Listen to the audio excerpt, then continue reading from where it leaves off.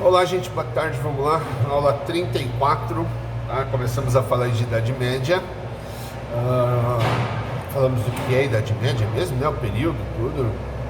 Depois falamos sobre a ocupação dos povos germânicos, como eles foram se espalhando e ocupando as regiões na Europa e norte da África, aquela região que antes era Império Romano.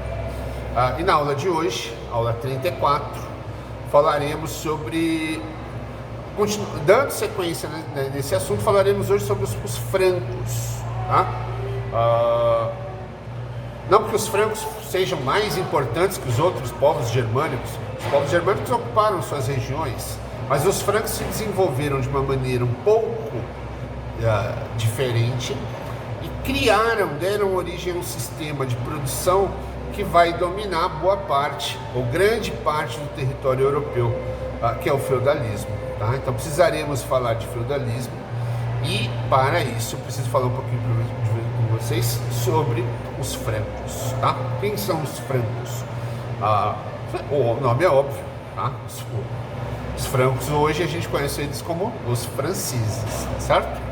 Mas os francos são um povo de origem germânica, que vai ocupar, eu estou colocando o mapa aqui, que eu já coloquei na aula sobre a ocupação germânica, eu vou colocar de novo aqui. Eles vão ocupar uma região aqui da Europa, tá? Estou mostrando aqui no mapa. E dessa região, os francos, eles vão criar, cada povo vai criar o seu reino, os francos não são uma exceção, também vão criar o seu reino. Todos esses povos germânicos, em comum, eles têm que eles são povos guerreiros, que vivem da agricultura, que têm horror à escravidão, horror aos romanos, mas que são povos guerreiros que vão guerrear entre eles por território. A terra é a forma de você obter riqueza, alimento e tudo mais. Então os francos não fogem disso, eles também são povos guerreiros. Mas eles vão se organizar de uma maneira um pouco diferente e vão começar a expandir o seu território. Tá? Então, os francos vão passar no primeiro momento a ocupar a sua região e, na sequência, numa dinastia de reis merovingios, né? Não precisa decorar esses nomes não, mas só para vocês saberem. Existe uma dinastia de reis, de uma família merovingios, que vão começar a expandir, dominar territórios vizinhos, até transformar o pequeno reino franco num grande reino. Tá? Esse reino vai começar a se expandir. Com a morte desse rei, Meroveu, os filhos vão assumir, e os filhos não estão muito afim de guerra, eles querem festa, querem curtição. E aí você vai ter, por um período, esse reino franco dominado por reis que são chamados reis indolentes. Indolente é o preguiçoso, é aquele que não quer luta, não quer nada. São reis que na verdade não querem nem ser rei. Tá? Eles jogam o poder na mão, eles elegem pessoas para governar no lugar deles, enquanto eles estão na farra, na curtição, festas, bebedeiras, viagens, por aí vai. Tá? E aí vai acontecer um golpe de Estado, tá? Um desses mordomos do paço, que é como o cara que governava no lugar dos reis, não é porque os reis estavam mortos ou não existiam, os reis só não queriam governar, tá? Um desses caras que tem um nome engraçado, que é Pepino o Breve, vai dar o golpe, vai assumir o controle do reino franco, e aí vai levar a coisa muito mais a sério, o movimento de expansão vai fazer com que o reino franco vá ocupando um território cada vez maior. Ele vai criar um sistema militar e de administração de terras mais sério, mais eficiente, que vai enriquecer, vai tanto crescer o reino franco quanto enriquecê-lo. Após a morte dele, quem vai assumir essa dinastia, que são os carolíngios, né? Quem vai assumir é Carlos Magno, e aí sim esse Império Franco vai chegar ao seu auge. Tá? No governo de Carlos Magno, que esse reino franco vai chegar ao seu maior tamanho, maior poder, maior influência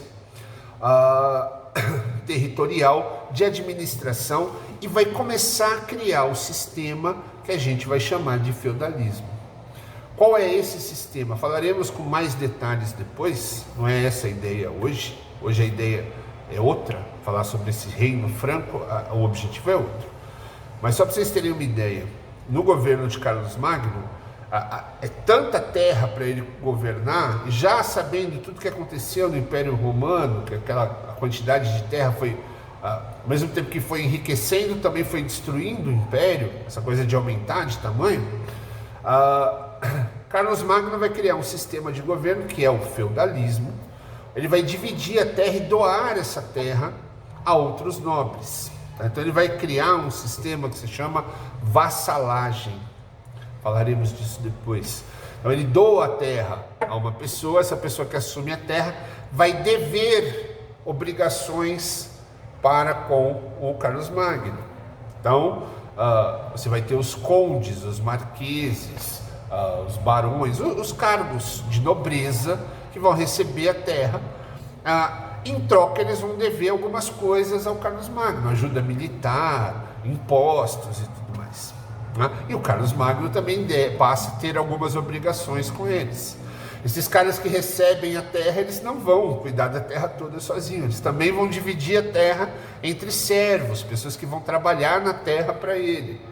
Falaremos disso com mais calma em outro momento, mas só para vocês entenderem que é no governo franco, é no reino franco, no início da Idade Média, sob o comando de Carlos Magno, que vai se desenvolver esse sistema que vai perdurar durante quase toda, de uma maneira igual ou diferente, mas em quase toda a Europa, durante quase toda a Idade Média. É o sistema que vai de produção, que vai dominar toda essa região, e vai se estender até mais do que isso. Essa coisa da pessoa trabalhando, devendo obrigações, isso vai se estender muito mais do que isso, tá certo? Muito mais do que a Idade Média, infelizmente. Se bem que isso é história, não tem como falar de infelizmente. Mas vamos lá. O que eu quero dizer mesmo no texto de hoje, a importância, é o tamanho e a importância que a igreja vai tomar nesse momento, tá certo? A igreja que ela tem a origem lá no Império Romano, que quando os romanos vão embora, parte essa igreja vai com os romanos, vai lá para o Império Bizantino. Essa parte que vai para o Império Bizantino, ela vai se separar posteriormente da igreja romana e vai surgir a igreja ortodoxa grega, tá? Que também é cristã, que também segue a mesma Bíblia, mas é uma outra igreja. Aqui no Brasil ela não tem tanto tamanho, ela não tem tanto alcance, mas em algumas regiões do mundo é a maior igreja, tá?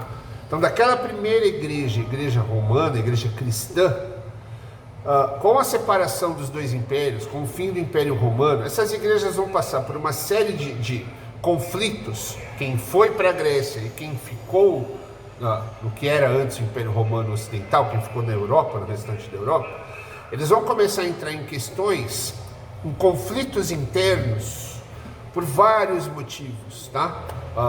Sendo que o principal deles é a questão do monoteísmo. Para a igreja grega, para os que seguiram para o Império Bizantino, é Deus, só tem uma divindade, é Deus. Aquela parte da igreja que ficou na Europa, os romanos foram embora, e a igreja que ficou na Europa, na área que agora é dominada pelos germânicos, pelos povos bárbaros, ela vai ter que se adaptar, ela vai permanecer, ela não vai ser destruída pelos bárbaros, pelo contrário, ela vai ganhar poder. Só que para que ela ganhe esse poder, essa igreja ela vai ter que se adaptar à realidade que ela vive, tá? E aí ela vai passar, você vai ter a coisa da Santa Trindade, em nome do Pai, que é Deus, do Filho, que é Jesus, e do Espírito Santo. Para os gregos isso já era uma corromper a religião. É só em nome de Deus, não tem em nome do Filho e do Espírito Santo. É confuso isso, mas eu vou fazer uma aula só sobre isso um dia, tá? É só para vocês entenderem.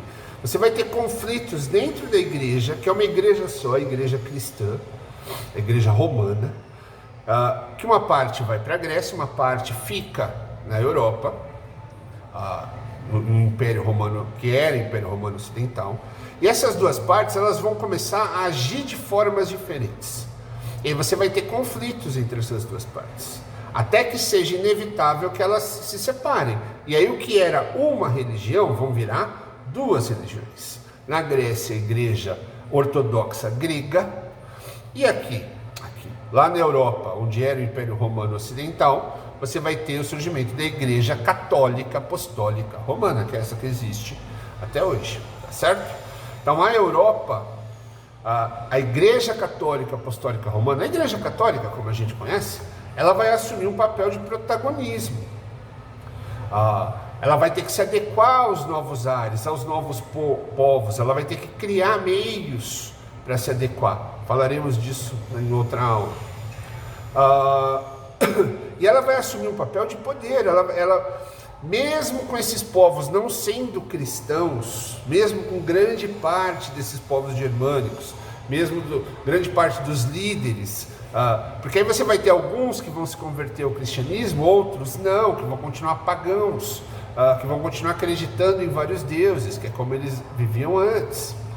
Mesmo assim, a igreja vai assumir um papel administrativo importante. Tanto que nesse Império Franco, o que vai garantir o poder é justamente essa aliança com a igreja. Então, quando Clovis assume o poder, os reis merovingios assumem o poder lá do Império Franco, ele vai ser... Quem que vai garantir esse poder a ele? Quem que vai dizer a todos que ele vai dominar, que ele vai governar? A igreja. Então a igreja vai assumir esse papel importante. Pepino Breve, quando vai dar o golpe, assumir o poder desse reino franco, ele vai recorrer ao apoio de quem? Da igreja.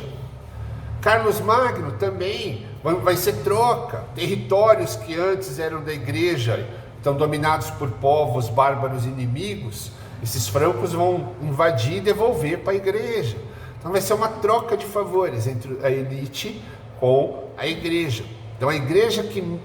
E aí é que é a parte mais... não é irônica, mais estranha, mas para a gente talvez não faça muito sentido. Mesmo as pessoas não sendo cristãs, elas vão seguir a orientação da igreja, a orientação política da igreja. A igreja vai assumir um papel muito maior do que só de religião. A grande instituição governamental, política da Europa na Idade Média não são os reis.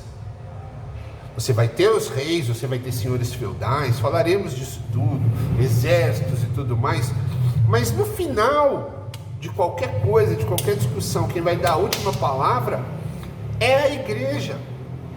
A igreja, no caso agora, é a igreja católica, tá? Que lá na frente vai de novo se romper entre igreja católica e evangélica. Mas nesse momento agora que a gente está falando de Idade Média, não existe a igreja evangélica ainda. Então, mesmo com os povos, com grande parte da população germânica não sendo cristã, grande maioria não é cristã, mesmo com vários desses líderes não sendo cristãos, alguns vão se converter ao cristianismo justamente para contar com o apoio da igreja. A igreja ela vai se manter como grande poder da Europa na Idade Média. E aí quando ela assume o auge, aí ela vai conseguir fazer uma conversão em massa, tá? Seja pela palavra, seja pelo exemplo ou pela força. E aí a gente vai falar disso depois, tá? Mas essa aula de hoje é para vocês entenderem, usando como exemplo esse reino franco, que foi o maior dessa primeira metade da Idade Média, usando essa parte, esse reino como exemplo, entender o papel importante que a igreja vai desempenhar. Na Idade Média é a igreja que vai definir os deuses, é a igreja que vai coroar os deuses, coroar os reis, tá? Os reis vão ser coroados pelo Papa, pelo maior cargo da Igreja Católica. E as pessoas só vão aceitar que aquela pessoa é rei se ela for coroada pela igreja, mesmo elas não sendo católicas. E é isso que é irônico. É como se a Igreja Católica desse a última palavra. Para muitas pessoas naquela época a mentalidade é que a vontade da igreja era a vontade de Deus. Então se a igreja diz que é aquele, as pessoas seguiam e era aquele e acabou. Tá certo? Então, espero que vocês tenham entendido. Leiam o texto para tirar um pouco, esclarecer um pouco sobre essa questão dos reis francos. Está lá, é curtinho, está bem explicadinho, tem algumas imagens.